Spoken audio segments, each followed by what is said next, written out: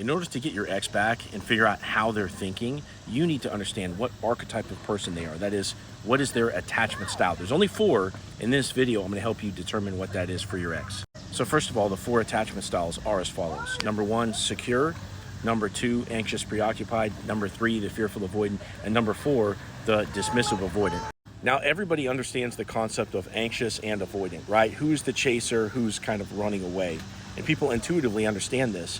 And when you apply this basic spectrum of anxious versus avoidant to these attachment styles, people sort of get it twisted in terms of what's what.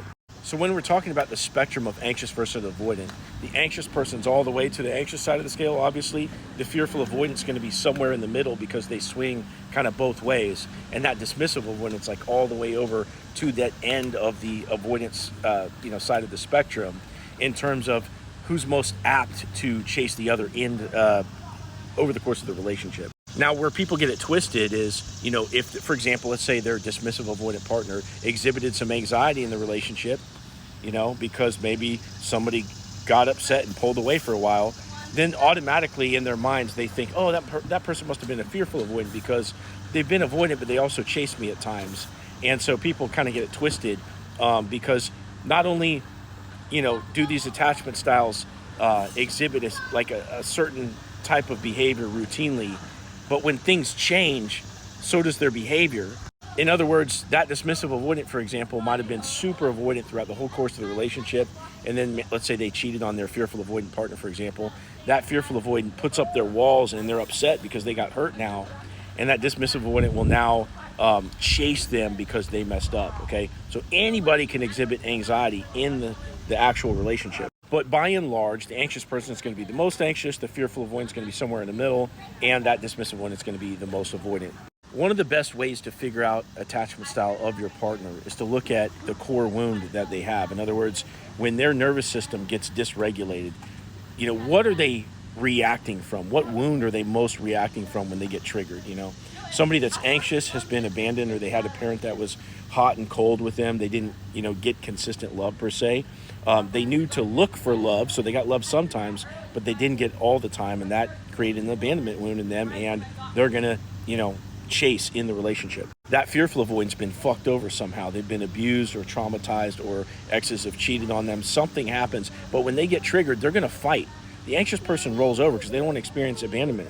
But that fearful avoidance is going to fight typically. They don't always fight. Sometimes they run away.